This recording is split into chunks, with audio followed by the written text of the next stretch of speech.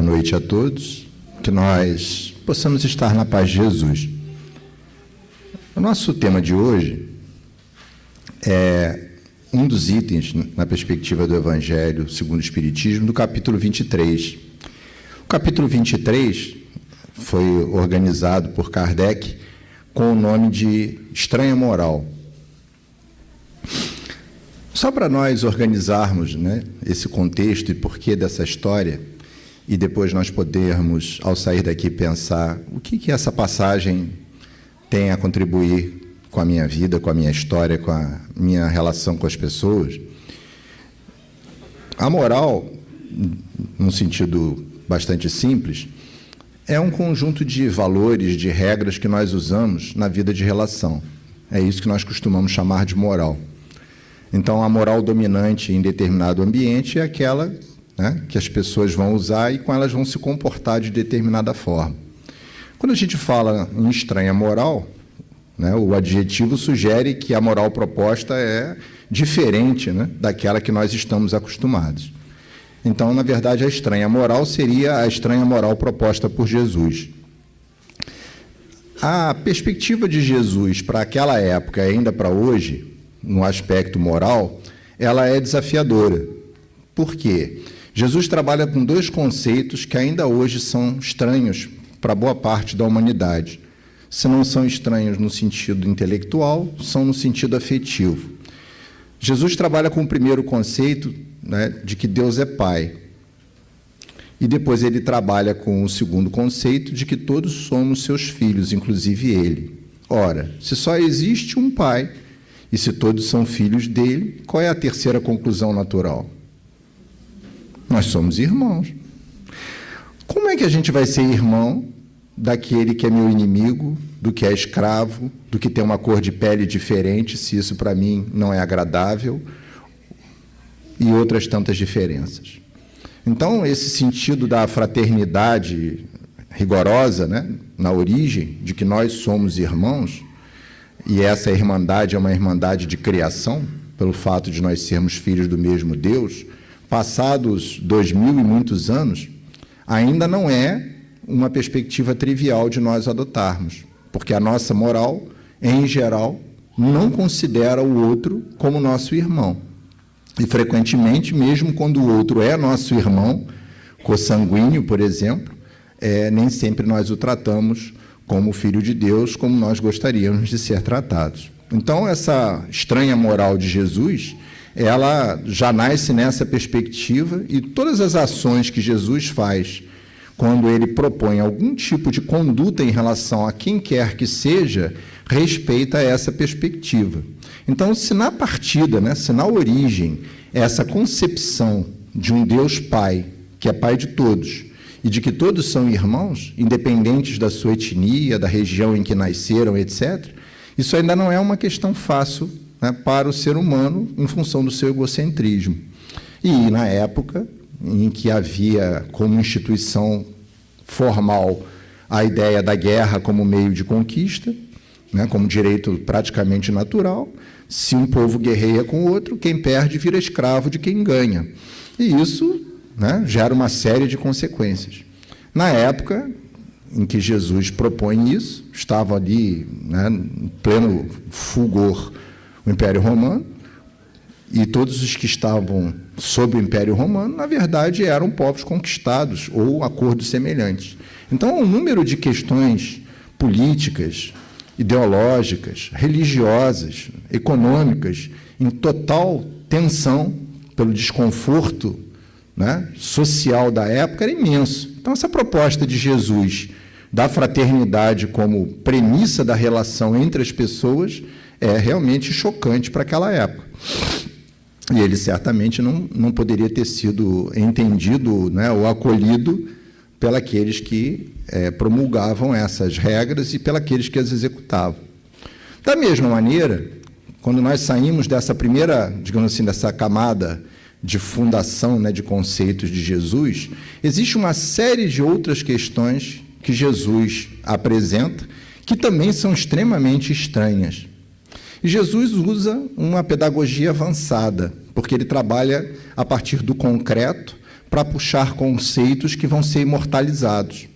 Então, todas as vezes que Jesus fala da moral, ou ele conta uma história que tem a ver com personagens e enredos, digamos assim, típicos da época, para aquelas pessoas poderem entender ali, naquele momento, ou ele fala a partir de circunstâncias que estão de fato acontecendo, que não são histórias, que são eventos do cotidiano, dos quais ele se apropria para poder extrair certas reflexões que valem para aqueles que estão assistindo a cena, vivendo, e vale também para nós que estamos pensando sobre isso 2000 anos e tantos depois. Então, nesse sentido da estranha moral, que estão lá em 4 itens no capítulo 23 do Evangelho, um deles fala alguma coisa assim: deixai aos mortos enterrar seus mortos. Ora, era da tradição judaica, como de outros tantos povos, um processo ritual de cuidar daquele que morre, do sepultamento. E mais do que às vezes a gente percebe, havia um respeito à memória daqueles indivíduos que morreram, porque a maioria daqueles povos era, de uma certa forma, espiritualista, acreditava que aqueles antepassados e aqueles parentes que morreram recentemente, eles continuavam existindo. Então, para eles, eram seres existentes. E, por isso, o tratamento do corpo era cerimonial. Na época de Jesus, na Judéia, não se usava, como hoje se usa nos sepultamentos judeus, o caixão. Na verdade, havia uma escavação, de uma maneira geral, e esse corpo era colocado nessa pequena gruta ou caverna, e lá ficava até que houvesse, digamos assim, a desintegração dos tecidos moles, ficassem só os ossos.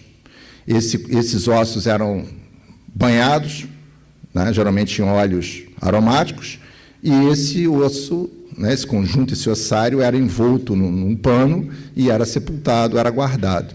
Por isso é que, mais adiante, quando Lázaro morre, né, Lázaro, na verdade, não estava enterrado, não estava embaixo da terra há 4 dias. Ele estava nessa condição que é do corpo inerte num local hermético. Então, essa característica faz com que houvesse uma preocupação muito grande de atender logo ao sepultamento do que morre, porque na tradição da época, segundo alguns autores, a alma não entrava em descanso enquanto o corpo não tivesse sido sepultado, e não se aceitava a ideia da cremação. Por que essa questão? Porque essa era a tradição vigente, era a moral, digamos assim, entre as pessoas no que se refere ao cuidado dos mortos, né? Era essa. E há uma situação narrada em Mateus e narrada também em Lucas, em momentos um pouquinho diferentes, mas o princípio é o mesmo, quando Jesus, no caso de Lucas, está falando aos seus discípulos sobre a missão deles e sobre o que eles devem fazer. E ao final, né, dessa conversa com os discípulos, aparece alguém e diz que está disposto a segui-lo para onde quer que ele vá. E aí Jesus, né, faz uma pequena fala dizendo que, né, os animais têm repouso, têm covis, têm ninhos, os pássaros, mas que ele não tem onde repousar a cabeça, alertando para quem quiser segui-lo, né, de que a estrada é uma estrada desafiadora. E um ou outro rapaz se apresenta e faz a mesma ideia de que vai segui-lo, só que diz o seguinte: mas permite-me antes enterrar meu pai, e depois, né, vou te seguir. Essa é a fala geral. E aí Jesus diz a ele algo que é mais ou menos assim: segue-me, né, vem pregar o reino dos céus e deixa os mortos enterrar os mortos. Imagine você numa circunstância que você vem aqui à casa espírita e você está escalado por uma tarefa e você diz assim: olha, ou então hoje em dia pelas mídias que nós temos, eu não vou poder ir porque meu pai faleceu e eu tenho que ir ao enterro. Aí o dirigente da reunião, né, o responsável, diz para você: venha para a reunião, deixa os mortos enterrar os mortos. O que você pensaria?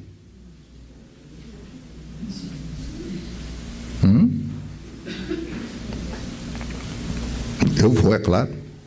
Foi isso que Jesus disse? Esse é o seu primeiro movimento? Já pensaram na cena? Ao contrário, né? Quase sempre, quando há um falecimento que nos afeta, ou nos parece afetar dramaticamente, a gente diz assim, olha, eu vou tirar uns dias de licença, até o Código, né, das Leis Civis te permite isso, o trabalhista também, né? Existe uma licença especial para o luto de parentes próximos, no caso da mãe, do pai, filhos, etc. Porque o próprio Estado Civil de Direito entende que o indivíduo está desprovido de condições de exercer suas funções, então é preciso respeitar isso. E isso não tem nada a ver com religião, é o Código Civil e o trabalhista. Então, na prática, quando a gente olha, né, isso dentro da casa espírita, se algum dirigente dissesse isso para você, você ia dizer, mas talvez, né? Que falta de caridade, que falta... Como é que eu não vou enterrar meu pai?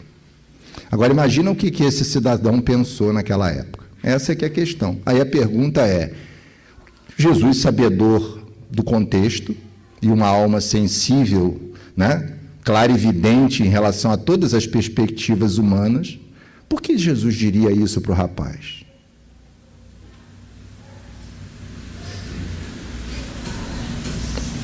Essa é a nossa questão. E o que a gente pode aprender com isso?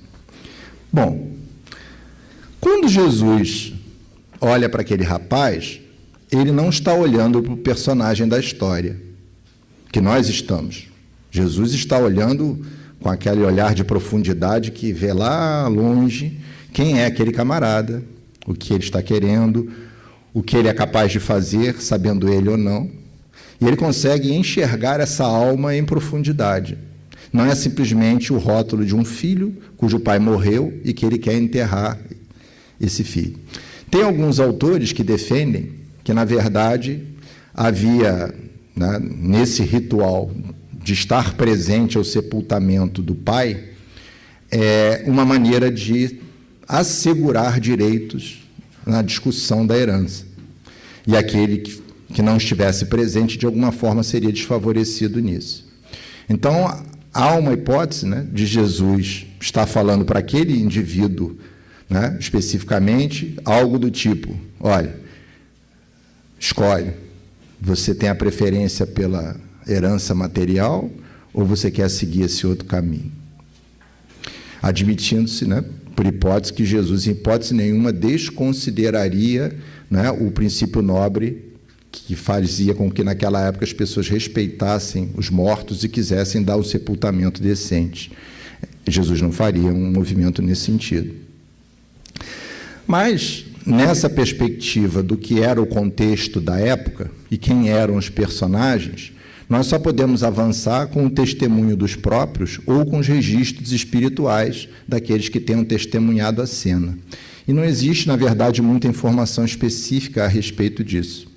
Mas, quando nós pensamos na frase que Jesus disse, e na interpretação que o nosso nobre Emmanuel coloca, há muitas coisas para nós pensarmos. Por quê? Porque os mortos seriam capazes de enterrar os mortos. Como é que um morto vai enterrar um outro morto? Na perspectiva materialista, não tem como, né? O camarada que está enterrado vai sair lá da cova, ou da tumba, ou da gruta, para vir enterrar o outro. Essa possibilidade não existe. Então, é óbvio que existe um sentido metafórico que nós precisamos entender. E, para isso, eu vou recorrer a um ponto de vista, né, que é um pouco mais amplo, para que nós possamos pensar. Quando a gente fala na questão da vida, nós espíritas e todos os espiritualistas não pensamos na vida como a vida biológica apenas.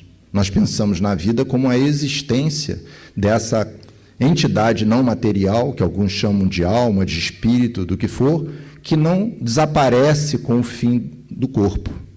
E que, em algumas situações, dependendo do ponto de vista, pré-existe a esse nascimento e sobrevive a ele. Para nós espíritas, a vida biológica, essa que terá fim com a morte do corpo, é simplesmente uma transição de uma outra vida muito mais ampla, essa é a vida verdadeira, que é a vida espiritual.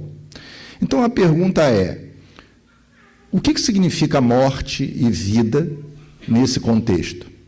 Talvez isso nos dê uma deixa para nós pensarmos aquilo que Jesus estava falando num sentido universal, que não se aplicava tão somente ao que o rapaz do contexto estava fazendo ou vivendo, mas a nós que estamos distantes disso.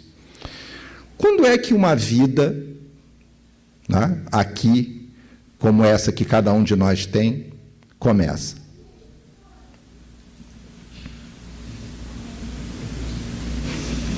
É uma pergunta boa também, né? Alguém pode pensar assim, é na concepção. Alguém pode dizer assim, de fato mas assim, no sentido projetivo é quando a gente está lá no mundo espiritual e, se tiver condições para isso, está, digamos assim, combinando como é que vão ser as coisas. Você é filho de quem, você é irmão de quem, se for o caso, vou casar com quem, vou trabalhar onde, não é? Mais ou menos como a pergunta que eu te faço. Você está 5 anos pensando em viajar, se preparando para isso. E aí você viaja no ano que vem. Quando é que a sua viagem começou? No instante que você entrou no avião ou chegou no destino? Não, você já está sonhando com aquilo, vai ser assim, vou fazer isso. Então, eu fico imaginando que, mais ou menos, quando a gente está lá para, né, reencarnar e estar em condições razoáveis, nós devemos estar lá também com essa expectativa. Eu acho que essa vida começa a acontecer lá. Biologicamente, é claro, o corpo vem a partir da concepção e as ligações que nos permitem essa vida começam a se manifestar ali. Mas, na prática, por que a gente vem para essa encarnação? A reencarnação tem uma característica que é singular, e eu não sei se vocês já pararam para pensar nisso. Vocês, todos nós, só existimos dessa forma que a gente se conhece e reconhece, porque nós reencarnamos. Quando nós estávamos no mundo espiritual, essa personagem aqui, que nós estamos sendo, não existia. Mal comparando, imagine um artista de teatro que é convidado para executar um papel que nunca executou antes na vida. E ele aceita. Ele estuda o texto, ele conhece a história, ele se aprofunda no personagem e ele vai representar aquele personagem. Vocês acham que, tendo encarnado esse personagem por uma temporada, essa experiência não mudará em nada a esse artista? Nós acreditamos, segundo a fala dos profissionais do teatro, que existem papéis que são transformadores, que mudam até a personalidade do indivíduo em alguma medida. Então, esse personagem que o artista está desempenhando no teatro só existe a partir do instante que ele assume aquele papel naquela peça, porque antes ele nunca o teria experimentado. A vida é assim.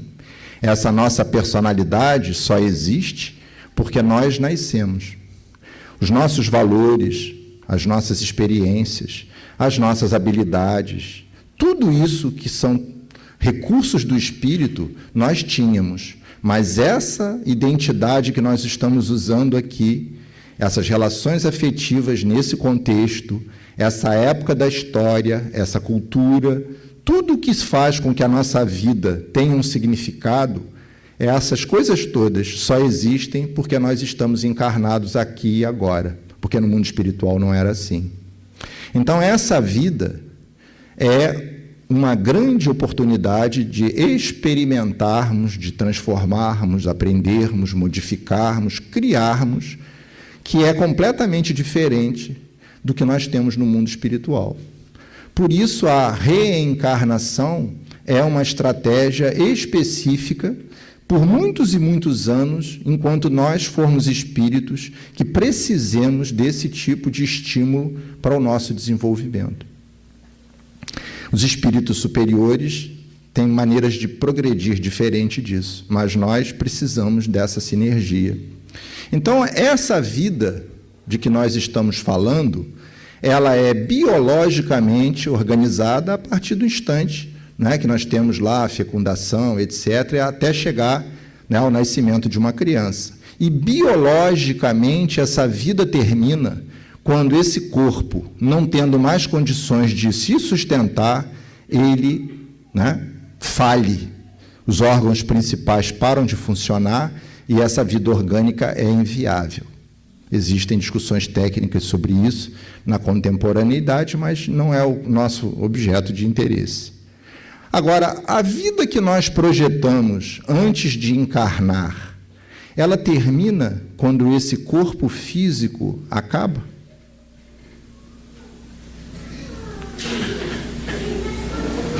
Essa talvez seja a questão interessante para perguntar: quem vai enterrar essa vida?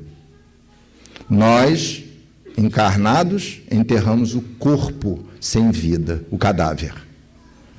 Mas quem vai enterrar esse personagem que viveu com esse corpo biológico? Quem vai enterrar esse morto?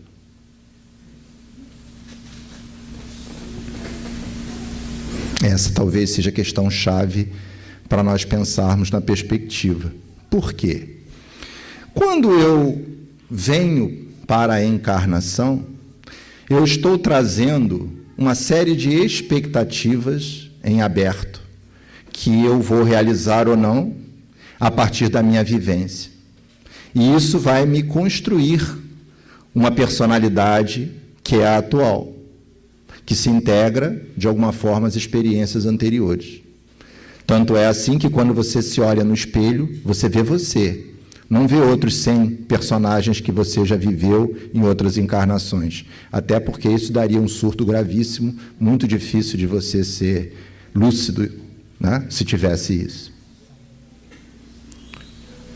Quando você desencarna, o corpo fica, desencarnar é isso, e você se afasta dele. Quem é você? Sou um espírito, mas quando eu olho lá no espelho do mundo espiritual, quem eu me vejo? Quem eu me vejo? Esse me sou eu? Ou eu sou um dos outros 100 personagens que eu já vivi? De outra maneira, quando uma grande artista ou artista sai da peça, tira a maquiagem e vai para casa e olha para o espelho, o que ela vê? Ela própria. Mas esse ela própria não estará emocionalmente impregnado das falas, das emoções do personagem que ela acabou de ver? Mais do que dos outros que ela fez há muito tempo atrás? Provavelmente. Não é? Porque a experiência é tão forte que ela te carrega. Então, segundo o que nós temos na literatura espírita, na situação mediana, os espíritos que desencarnam ainda conservam a forte personalidade, a impressão de sua última existência, inclusive a sua aparência. E não poderia ser diferente, porque esse mergulho na carne é um mergulho muito profundo numa construção, numa personalidade. Aí eu pergunto, considerando que esse personagem que eu estou olhando lá no espelho, no mundo espiritual, ele não corresponde a mim? Eu não sou só aquilo? Quando é que eu vou enterrar esse personagem? Quando é que ele morre? Só quando eu nascer de novo? E, digamos assim, eu colocar um outro personagem por cima? É uma hipótese. Mas a gente pode pensar uma coisa diferente. Porque da mesma maneira que nós, que estamos no mundo espiritual antes de encarnar, nos ocupamos de nos conhecer, de conhecer as nossas histórias, as nossas relações com as outras pessoas, nós planejamos junto com elas, sob a assistência espiritual superior, o desenho da nossa encarnação atual, para que nela estejam presentes os elementos que nos favoreçam na melhoria das nossas qualidades e no auxílio àqueles que estarão junto conosco, no reparo de questões equivocadas que já fizemos. Quando nós voltamos ao mundo espiritual, de uma certa maneira, fazemos um inventário daquilo que nós estamos trazendo, né, de volta. E é nesse momento que esse personagem dominante que existe aqui sofre uma análise de consciência, sofre uma análise crítica, em que nós podemos olhar para trás e dizer, eu era assim, eu precisava disso e eu fiz isso. Então, de fato, eu vou sepultar, vou terminar essa personalidade como sendo uma coisa única, no instante em que eu me enxergar, não mais só como um indivíduo que desencarnou, mas como um indivíduo que existia antes, e enxergar a contribuição dessa última existência no conjunto da obra. Nesse momento, eu estou sepultando essa sensação de individualidade única que eu tenho aqui e trocando por uma individualidade mais ampla, que comporta esse personagem.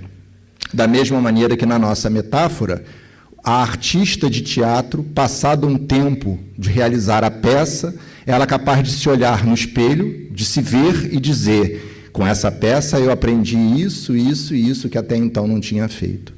Nessa hora, ela se desapega daquele personagem e volta a ser a sua consciência mais ampla, em que ela enxerga a contribuição da personagem, mas não se confunde com ela.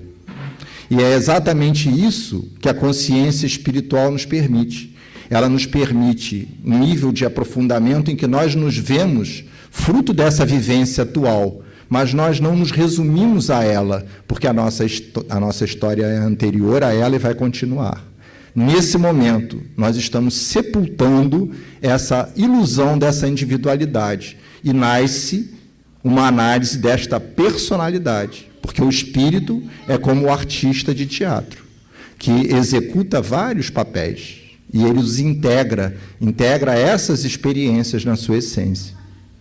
Agora, o que acontece, e eu falei nas questões medianas, quando não se trata de uma questão mediana?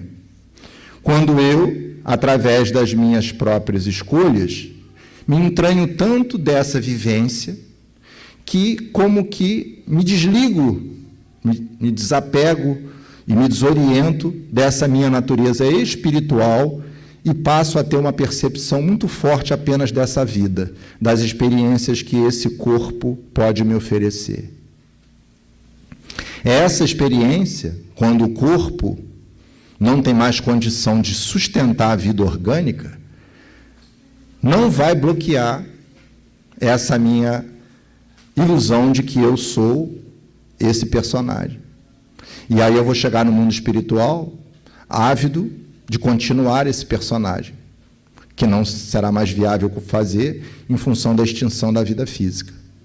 Quem vai enterrar esse meu personagem, com o qual eu me confundo, e, nesse caso, de uma maneira infeliz ou patológica? Algum encarnado vai conseguir fazer isso comigo? Não. São as vivências que eu vou ter no mundo espiritual, apropriadas à minha sintonia, às minhas escolhas, aos meus valores, que vão, de uma maneira progressiva e nem sempre suave, lapidando essa ilusão até o momento em que a minha consciência, né, se apropriar de uma ideia de que eu não sou aquele personagem que vivia aqui na Terra.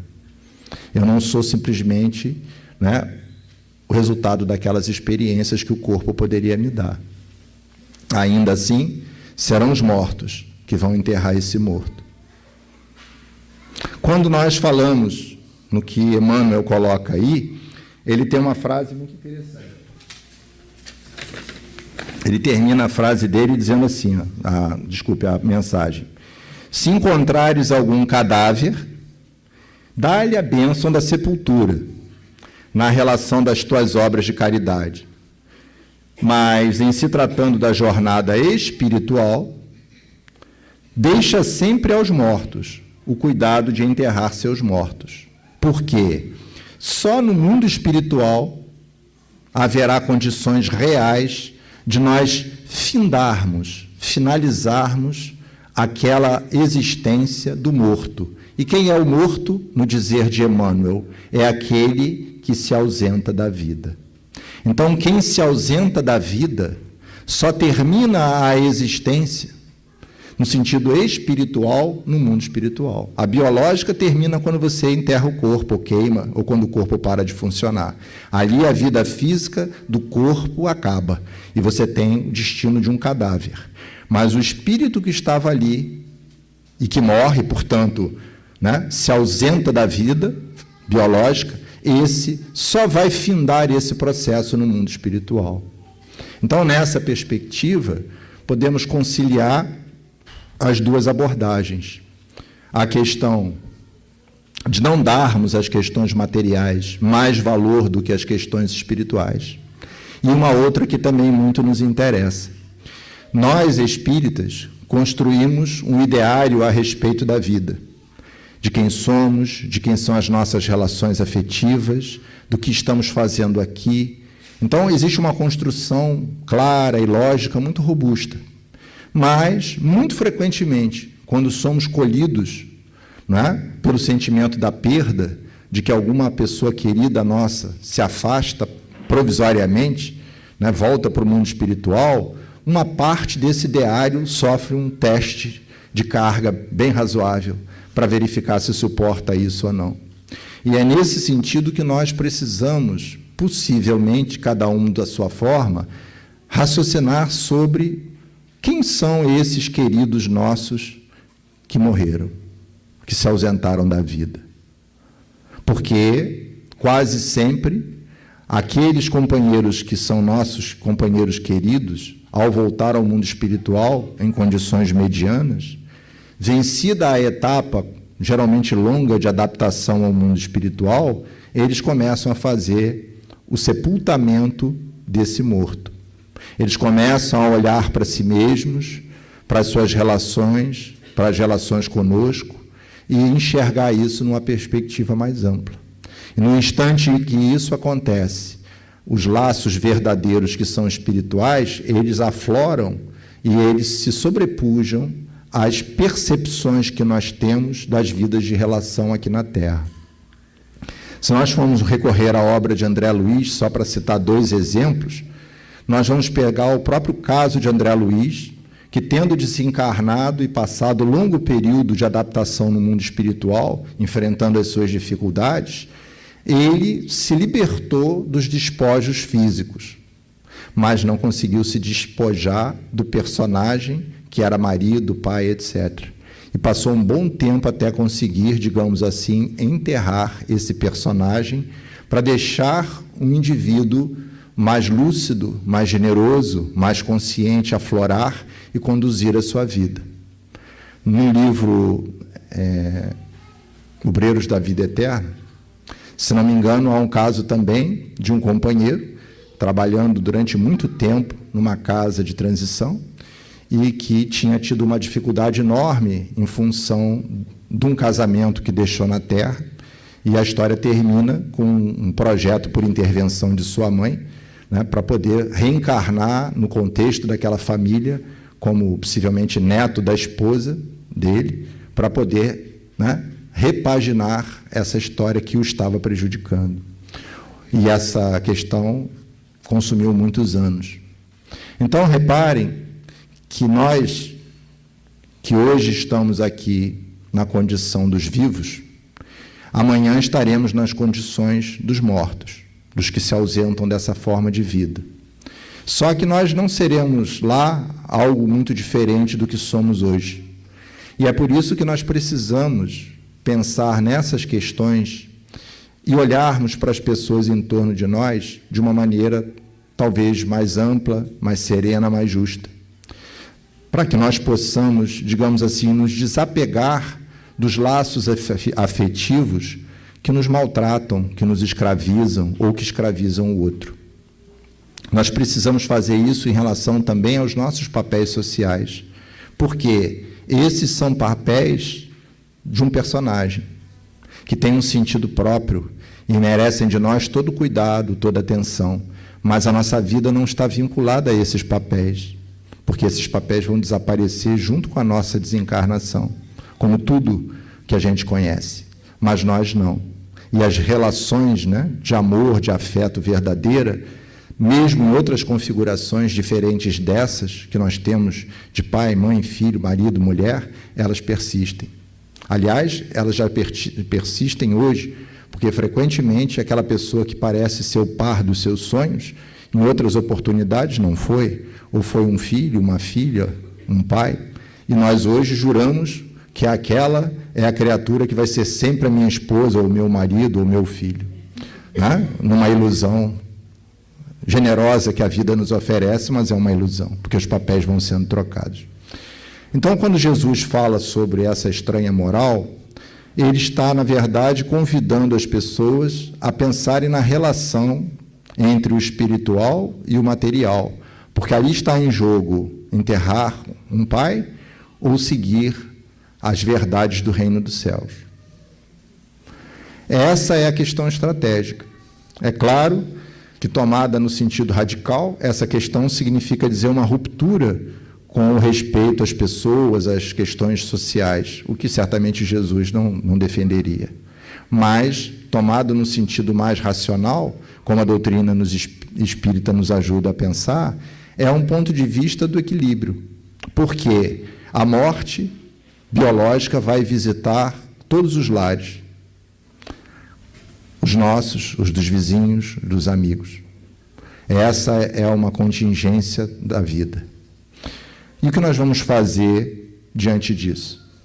Nós vamos transformar essa perspectiva da morte, digamos assim, numa ruptura com as questões de natureza espiritual. Nós espíritas temos muita informação para entender isso de uma outra maneira, mas a informação não estabelece o comportamento. A informação não determina a emoção. Essa educação emocional que nós precisamos ter, essa educação espiritual, é uma construção bastante sofisticada. E nós precisamos também ajudar as pessoas que estão orientadas por outra perspectiva, ou que não têm nenhuma perspectiva clara, a lidar com essas questões, o que frequentemente acontece. Da mesma maneira, o que pensar, o que sentir em relação aos companheiros queridos que voltaram para o mundo espiritual? Vamos deixar que os mortos enterrem os mortos? Significa dizer, tirá-los do nosso mapa afetivo? Não é essa a proposta por trás da fala de Jesus. Porque, na verdade, aquele personagem está sendo enterrado, mas o afeto com o espírito que está ali, não. Só que, da mesma maneira, que o apego ao corpo poderia fazer com que aquele jovem se afastasse de um compromisso de natureza espiritual, quando nós nos apegamos aos mortos e afetiva e psicologicamente fixamos essa ideia, os relatos que nós temos dos espíritos é de que essas vibrações, ainda mais as que vêm profundamente do coração, elas alcançam os companheiros que estão lá. Quando são vibrações de serenidade, de uma saudade equilibrada, de lembranças felizes, elas são uma conversa que alenta, que estimula, que conforta também a solidão eventual dos que estão no mundo espiritual. Mas quando são emoções impregnadas de alguma forma de desequilíbrio, elas funcionam como verdadeira tortura moral daqueles que não estando em condições ainda de se conduzir, como podem imaginar vir socorrer quem lhes pede ajuda se não tem condições de fazer isso? Então é preciso que nós associemos esses conhecimentos que a literatura espírita nos traz em profusão e com muita confiabilidade às nossas condutas, para que nós possamos extrair desses conhecimentos que Jesus nos traz uma perspectiva de vida que possamos usar na nossa vida de relação. E o espírita, de forma nenhuma, pode ser insensível com a dor. O espírita, de forma nenhuma, pode ser desrespeitoso com o sentimento da perda de quem quer que seja. Isso é uma falta de caridade de verdade. Mas nós, conhecedores da perspectiva mais ampla, temos que nos educar emocionalmente para lidar com essas circunstâncias, sejam elas mais próximas de nós ou menos. Porque a nossa atitude, a nossa convicção ajuda as pessoas que não têm essa perspectiva a pensarem sobre o tema. E é muito comum, nós já ouvimos isso, e tenho certeza que vocês também, que as pessoas comentam que enterro ou sepultamento de espírita é diferente dos outros. E, em geral, o que as pessoas dizem é que você vê as pessoas chorando, mas você não vê ninguém desesperado. E isso eu acho que é uma questão que vem da convicção. Chorar como manifestação da dor, da tristeza, da saudade, é humano. Agora, se desesperar com o quê? Essa, digamos assim, é a perspectiva que pode nos ajudar. E mais do que isso, pensando não só em nós, mas naqueles que estão no mundo espiritual, o nosso grande projeto é a harmonia de todos. E é preciso deixar que os mortos enterrem seus mortos, para que possa nascer do lado de lá um espírito liberto das últimas experiências, mais consciente, mais desenvolto, mais lúcido, mais capaz de fazer escolhas, e não um prisioneiro do último personagem que vivenciou. Ficamos por aqui. Muito obrigado.